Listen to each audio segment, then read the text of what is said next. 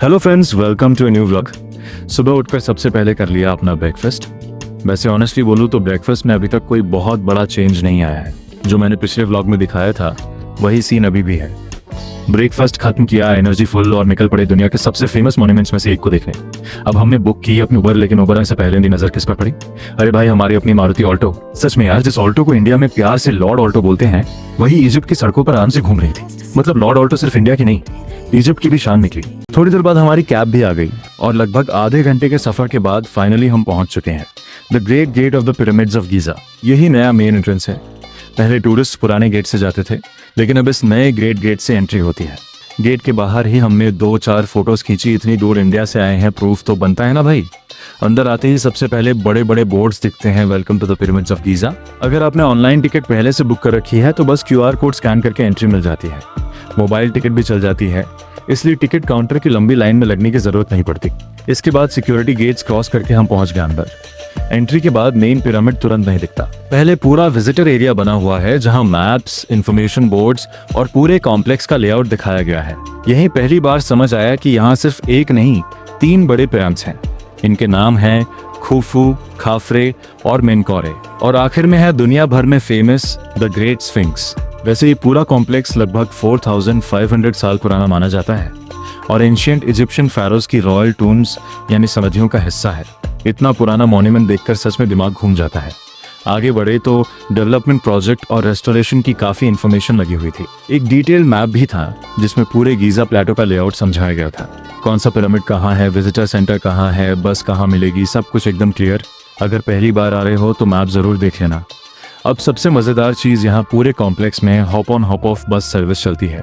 मतलब जहाँ जाना है बस में बैठो, स्टेशन आया उतर जाओ, घूमो और फिर अगली बस पकड़ लो। इतने बड़े एरिया में पैदल घूमना काफ़ी मुश्किल हो जाता, इसलिए ये सर्विस ऑनेस्टली काफ़ी यूज़फुल लगी। तो चलिए हम भी बैठ गए बस में और निकल पड़े अपने पहले स्टॉप की तरफ, पैनोरामिक व्यू पॉइंट।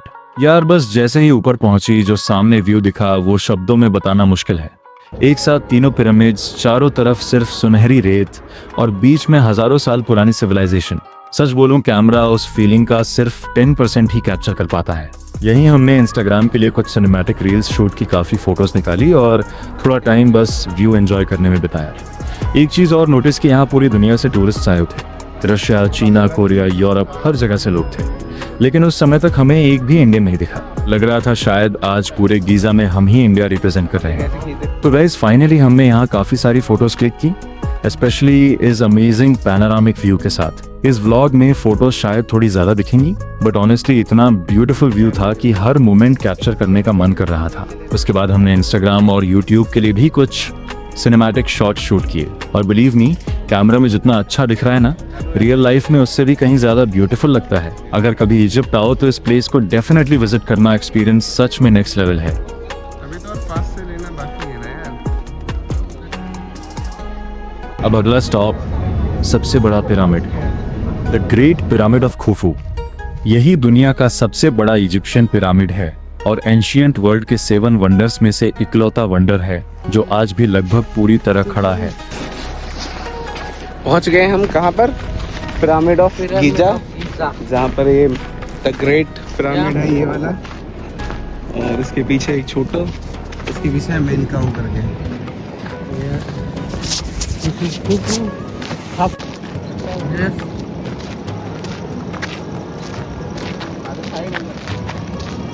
ये दिखाता पिरामिड, दिखाता है ना, चलता रहा साइड भी दिखाता, इधर आगे से रिकॉर्डिंग करता तो सही था। हो गया चल।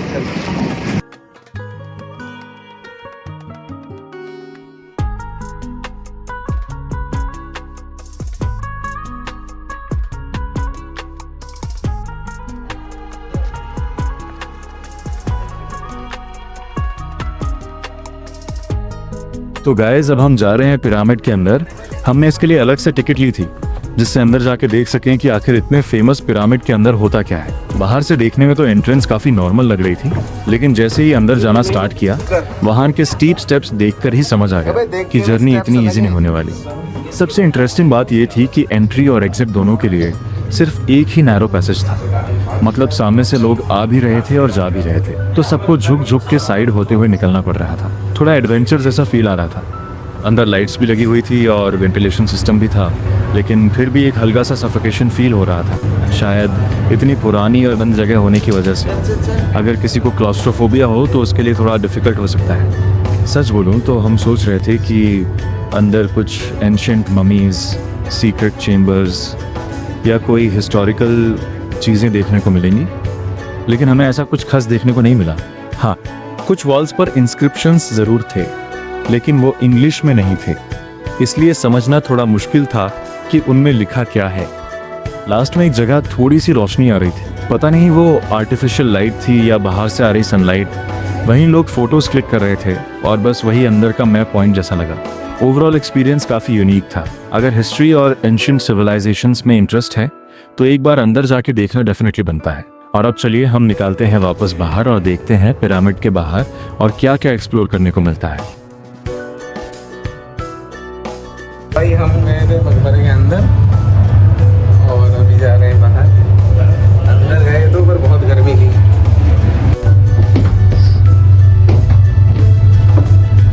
अजिंक्य बढ़िया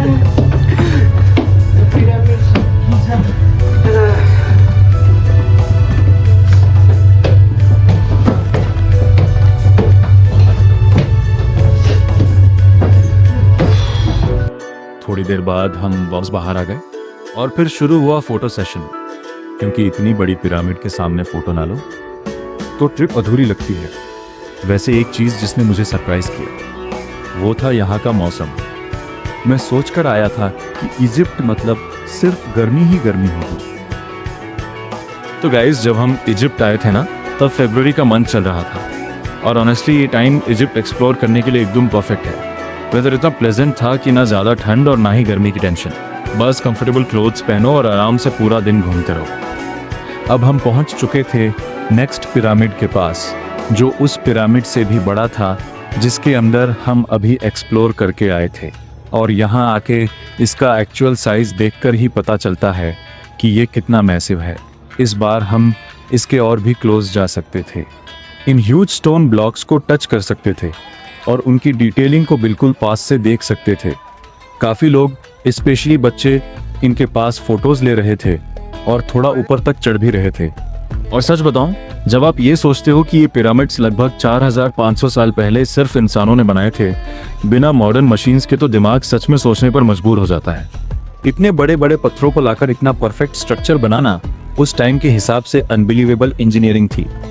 अगर कभी लाइफ में इजिप्ट आने का चांस मिले तो गीज़ा के पिरामिड्स को अपनी बकेट लिस्ट में ज़रूर रखना। फोटोज़ और वीडियोज़ अपनी जगह हैं, लेकिन इन्हें रियल लाइफ में देखने का एक्सपीरियंस बिल्कुल नेक्स्ट लेवल है। तो वह इस पिरामिड एक्सप्लोर करने के बाद हम बैठ गए अपनी बस में और निकल पड़े आज के लास्ट डेस्टिनेशन की तरफ, the great sphinx of Giza. तीनों मेजर पिरामिड्स तो हम एक्सप्लोर कर ही चुके थे, अब बस स्फिंक्स देखना बाकी था। वही फेमस स्टैचू जिसका फेस इंसान का और बॉडी शेयर की होती है। रास्ते में जाते जाते एक चीज़ जो सबसे ज़्यादा देखने को मिली वो थी कैमल राइड और हॉर्स राइड। हर तरफ लोग कैमल पर फोटोज़ और वीडियोस शूट करवा रहे थे। अगर आप भी यहाँ आओ तो एक बात याद रखना, बार्गेनिंग ज़रूर करना।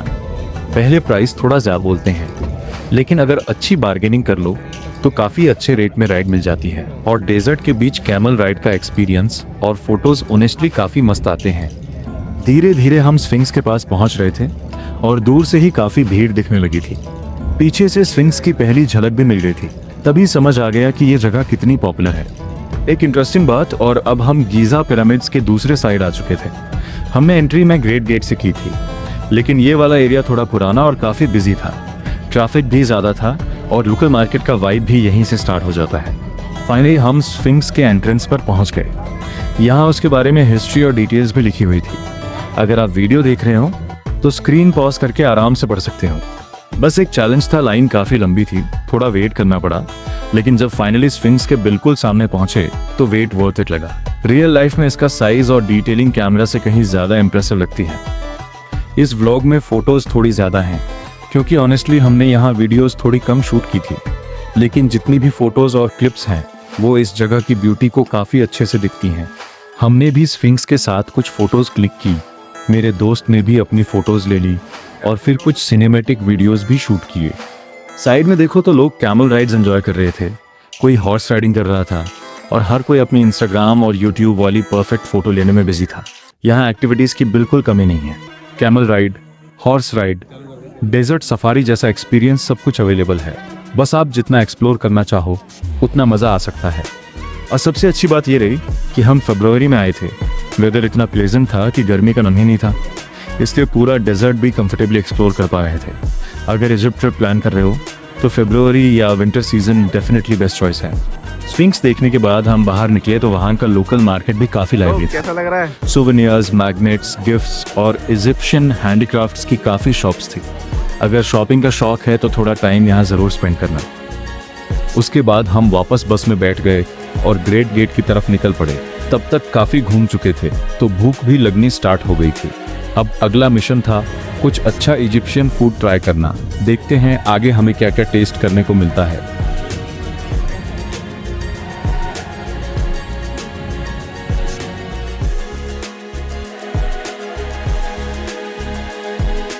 स्फिंक्स देखने के बाद हम पहुंचे तीसरे पिरामिड के पास। तीनों पिरामिड्स देखने में काफ़ी सिमिलर लगते हैं, बस साइज और हाइट का थोड़ा फर्क है। वैसे ये सारे पिरामिड्स अलग अलग फेरोज यानी इजिप्शियन किंग्स की रॉयल टूम्स हैं।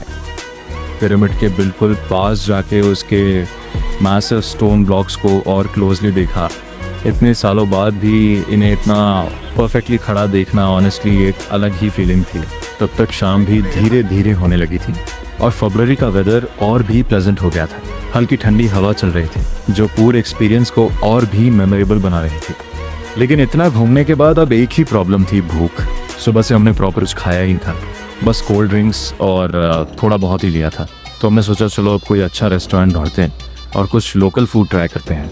एक्साइटमेंट के साथ एक रेस्टोरेंट तक तो पहुंच गए, लेकिन भाई किस्मत देखो वो बंद निकला। अब देखते हैं आगे हमें खाना मिलता है या नहीं। तो गाइज रेस्टोरेंट बंद मिलने के बाद हमने डिसाइड किया कि चलो वापस हॉप ऑन हॉप ऑफ बस पकड़ते हैं और विजिटर सेंटर की तरफ चलते हैं।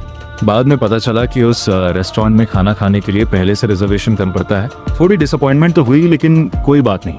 ट्रैवल में ऐसे छोटे सरप्राइजेस भी जर्नी का पार्ट होते हैं। वैसे एक बात ज़रूर बोलूँगा, अगर ये hop on hop off bus service ना होती तो शायद हम इतना कंफर्टेबली गीज़ा एक्सप्लोर ही नहीं कर पाते। इतना बड़ा एरिया है कि सिर्फ पैदल चल के एक दिन कवर करना ऑलमोस्ट इम्पॉसिबल है। बस का रूट भी काफ़ी वेल प्लान था और अंदर हर जगह इन्फॉर्मेशन दी हुई थी, जिससे हर स्टॉप को समझना और भी ईजी हो जाता है। अगर आप इजिप्ट आ रहे हो तो ये सर्विस डेफिनेटली रेकमेंड करूँगा। धीरे धीरे हम वापस अपने starting point the great gate की तरफ आ गए। यहाँ से हमने अपनी जर्नी स्टार्ट की थी और सच बताऊँ इस जगह का व्यू ही अलग है। जहाँ तक नज़र जाती है सिर्फ डेजर्ट और उसी बीच खड़े हैं हज़ारों साल पुराने ये मैजेस्टिक पिरामिड्स। नेचर और हिस्ट्री का ऐसा कॉम्बिनेशन शायद ही दुनिया में कहीं और देखने को मिले। अब तक पूरा दिन घूमते घूमते हम काफ़ी थक भी चुके थे और भूख भी जोर की लग चुकी थी, इसलिए हमने उबर बुक की और सीधा होटल लौटा। भाई देखो इजिप्ट में फूड ऑर्डर करके ले आया है सक्सेसफुली। ऑर्डरिंग ऐप का नाम था तलाबात। हमने क्या मंगाया है दिखा तो दे। मंगाया क्या? कोशारी।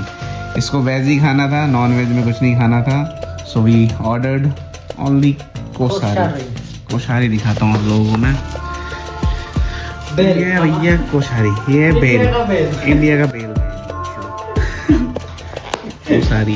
गिर ना जाए, रुक जाओ खोल के दिखाता हूँ। तो भाई ये है कोशारी, जिसमें होता तो कुछ नहीं, अपना ये चावल वावल दाल वाल छोले वोले यही सब डाल के बना देते हैं, ठीक है। और एक मंगाई हमने राइस पुडिंग। सबसे बेस्ट पार्ट ये था कि हमारे होटल के सामने ही एक ब्यूटीफुल स्विमिंग पूल था। बाहर हल्का सा प्लेजेंट वेदर था, तो हमने सोचा रूम के अंदर क्यों बैठना, टेबल बाहर लगाई और पूल के सामने बैठकर आराम से अपना डिनर एंजॉय किया। पूरा दिन हिस्ट्री, एडवेंचर और ट्रैवलिंग के बाद ये डिनर बिल्कुल परफेक्ट एंडिंग थी। और बस गाइस, इसी के साथ हमारा गीज़ा, पिरामिड्स और स्फिंक्स वाला एक्सपीरियंस यहीं कंप्लीट होता है। उम्मीद करता हूँ कि आपको ये व्लॉग पसंद आया होगा और अगर आप कभी इजिप्ट ट्रिप प्लान करो तो ये वीडियो आपके ज़रूर काम आएगी। अगर वीडियो अच्छी लगी हो तो लाइक करना, चैनल को सब्सक्राइब करना और कमेंट करके बताना कि इस पूरे व्लॉग का आपका फेवरेट मोमेंट कौन सा था। मिलते हैं नेक्स्ट व्लॉग में एक और नए डेस्टिनेशन और नए एक्सपीरियंस के साथ। तब तक के लिए थैंक यू, धन्यवाद, बाय बाय।